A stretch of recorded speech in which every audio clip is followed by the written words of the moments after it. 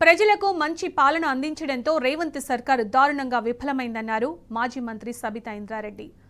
రైతు రాజ్యం తెస్తానని చెప్పిన కాంగ్రెస్ ఇవాళ యూరియా కోసం అన్నదాతలను క్యూలో నిల్చోబెట్టిందని నిప్పులు చెరిగారు. ఇంత జరుగుతున్నా కాంగ్రెస్ ప్రభుత్వానికి చీమ కుట్టినట్టు కూడా లేదని విమర్శించారు. ప్రజలన్నీ గమనిస్తున్నారని, కేసీఆర్ పాలన కోసం ఎదురు చూస్తున్నారన్నారు. కేసీఆర్ పాలనే తెలంగాణకు శ్రీరామ రక్ష అని, రాబోయేది బీఆర్ఎస్ పాలనే అని చెప్పారు. వికారాబాద్ జిల్లా నవాబ్పేట మండలంలో సబితా ఇంద్రారెడ్డి సమక్షంలో భారీగా కాంగ్రెస్ నుంచి బీఆర్ఎస్లోకి చేరికలు జరిగాయి. పార్టీలో చేరిన వారికి కండువా కప్పి ఆహ్వానించారు. బీఆర్ఎస్లో చేరికలే రేవంత్ సర్కార్ అసమర్థ పాలనకు సాక్ష్యమన్నారు. గ్రామాల నుండి సర్పంచులుగా, ఎంపీటీసీలుగా ప్రాతినిధ్యం వహించిన గౌరవనీయులు అందరూ కూడా ఈరోజు చేయడం జరిగింది. అదేవిధంగా మండల్ వైస్ ప్రెసిడెంట్గా చేసిన బందయ్య గారితో పాటు మిగతా సర్పంచ్లందరూ కూడా స్వాగతం చెప్తా ఉన్నాను.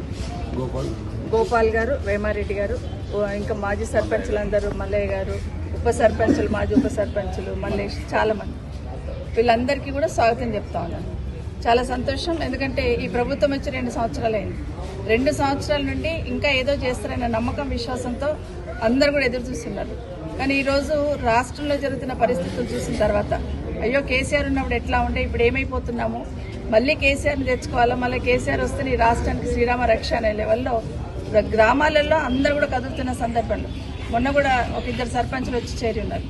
సో ఖచ్చితంగా ఈరోజు గ్రామాలలో కూడా ప్రతి దగ్గర కూడా యూరియా కోసం ఏదైతే ఇబ్బంది పడతా ఉన్నారో అదే కేసీఆర్ ఉంటే రైతును కంటికి రెప్పలా కాపాడుకున్నారు. రైతాంగానికి వెన్నెముకలాగా పనిచేసింది కేసీఆర్ గారు. రైతు బంధు వేశారు, రైతు బీమా ఇచ్చారు.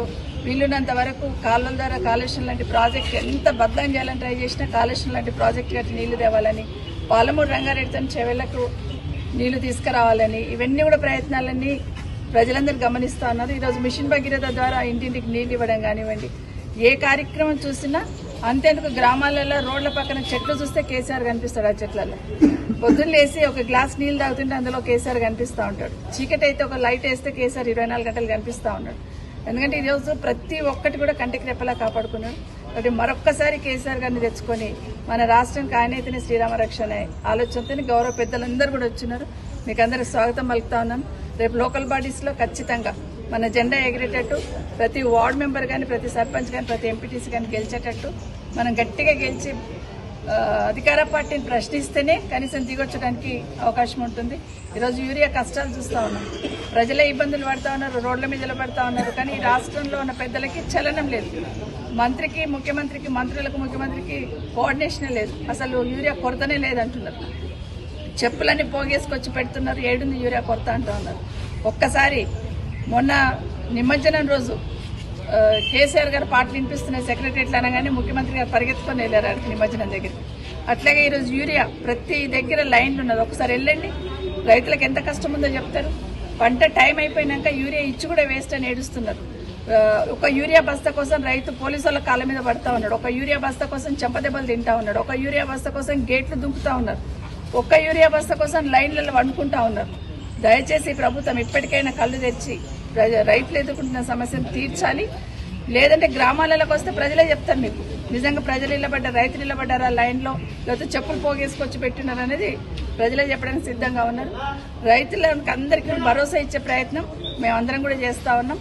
ఖచ్చితంగా యూరియా సరిపడంత యూరియా కూడా సరఫరా చేయాలి. భవిష్యత్తులో కూడా కేసీఆర్ గారికి, బీఆర్ఎస్ పార్టీకి అండగా ఉండాలని కింది స్థాయిలో ఉన్న వాళ్ళందరూ కూడా. ఎందుకంటే ఈరోజు యువత ఉన్నారు, చాలా మంది ఉద్యోగాల కోసం ఎదురు చూస్తున్న వాళ్ళు. సంవత్సరానికి 2 లక్షలు ఇస్తామన్నారు ఉద్యోగాలు. మరి 2 సంవత్సరాలు అయిపోయినాయి, అంటే 4 లక్షల ఉద్యోగాలు రావాలి. ఆ రోజు కేసీఆర్ గారి నోటిఫికేషన్తోనే ఈరోజు ఉద్యోగాలు వచ్చినాయి. గ్రూప్ 1 ఏదైతే ఎగ్జామ్స్ పెట్టినారో దాంట్లో ఎట్లా వైఫల్యం చెందారు ఈరోజు కోర్టు చెప్పింది. ఎక్కడ చూసినా ఏమున్నదంటే ఏమీ లేదు. అబద్ధాలు చెప్తూ అబద్ధాల పునాదుల మీద అధికారంలోకి వచ్చారు. అబద్ధాల పునాదుల మీదే మళ్ళీ ప్రభుత్వాన్ని నడపాలనుకుంటున్నాను. ఇప్పటికైనా ప్రజలకు ఇచ్చిన హామీలు నిలబెట్టుకునే ప్రయత్నం చేయండి. ముందు రైతన్న కావాల్సిన యూరియాను సరఫరా చేయమని ప్రభుత్వం డిమాండ్ చేస్తాం.